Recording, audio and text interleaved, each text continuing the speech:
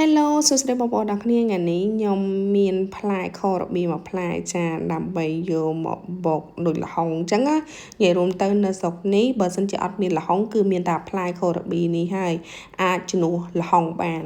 ហើយផ្លែខរបៀនេះខ្ញុំឃើញអញ្ចឹងឆ្ងាញ់បើសិនជាអ្នកដែលថា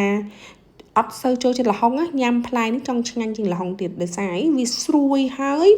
វាឆាប់វាអត់សូវស្វិតទេឥឡូវនេះខ្ញុំមានមួយផ្លែខ្ញុំចិត្តសបកឲ្យស្អាតអញ្ចឹងណាហើយបន្ទាប់មកយើងលាងទឹកឲ្យស្អាតបន្ទាប់មកយើងស្ដាប់ទៅចង់បានក្រាស់ក៏បានចង់បានស្ដាងក៏បានដែរសម្រាប់នៅខាងខ្ញុំគឺអាកាសធាតុត្រជាក់ទឹកក៏ត្រជាក់ដូចទឹកកកដែរដល់ចឹងទៅស្ដាប់ហើយយើងបើកអាទឹកត្រជាក់ខ្លាំងណាចាត្រាំខ្ទង់2-3នាទីទៅ5នាទីអីចឹង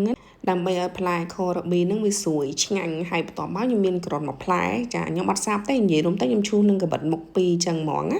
ចាអត់សូវចង់បានទូចជ្រុលទេប៉ុណ្ណឹងល្មមហើយមានផ្លែពីងប៉ោះ cherry ទូចហ្នឹងយើងដាក់តាមចូលចិត្តមកហើយនឹងមានសណ្ដែកប្រាំងនិយាយរួមទៅបន្លែពីមុខហ្នឹងខ្ញុំយកមកត្រាំចូលគ្នាអញ្ចឹងទៅឲ្យស្រួយហើយខ្ញុំមានម្ទេសបន្តិចហើយដូចជាហេប៊ីខ្ទឹមសអីហ្នឹងបុកបញ្ចូលគ្នាទៅអានេះទឹកប្រហុកខ្ញុំអត់មានញ៉ៃច្រើនទេមានតែទឹកប្រហុកបន្តិចហើយដាក់នៅ microwave ជួយអំពិលទុំយើងឲ្យវាទន់ហើយដាក់ស្ករបន្តិចចូលប៊ីចេងបន្តិចទៅអំបិលបន្តិចទៅរួចពីដាក់គ្រឿងទេសដែលយើងចូលចិត្តហើយយើងចាប់ដើមជ្រុំសម្រាប់ខ្ញុំជ្រុំប៉ុណ្ណឹងគឺ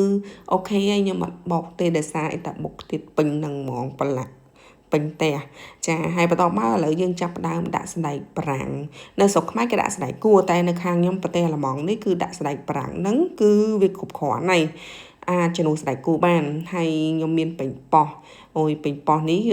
លើកនេះទិញបានល្អដោយសារអីផ្អែមល្មួតញ៉ាំតែក៏ឆ្ងាញ់ដែរដល់ចឹងទៅខ្ញុំដាក់មួយក្តាប់ពីរក្តាប់ចឹងទៅហាន់ជា2ជា3ចឹងណាដាក់ច្រើនកាន់តែល្អដែរហើយជ្រុំវាចឹងទៅកុំបុកខ្លាំងពេកតែប្រើកម្លាំងដៃខ្លាំងពេកវាទៅម៉ត់ណាហើយបន្ទាប់មកខ្ញុំដាក់ខរប៊ីក៏ដូចជាការ៉ុតនឹងចូលចឹងទៅជ្រុំវាអូយគ្រាន់តែមើលញ៉ៃមែនស្រក់ទឹកមាត់ហ្មងដោយសារតែរសជាតិភ្លក់ទៅវាជូរដិតហើយវារៀងប្រៃបន្តិចហើយរៀងផ្អែមបន្តិចនិយាយរួមទៅឆ្ងាញ់ហ្មងបងប្អូនអើយអ្នកណាគេចូលចិត្តខ្លាំងដូចខ្ញុំ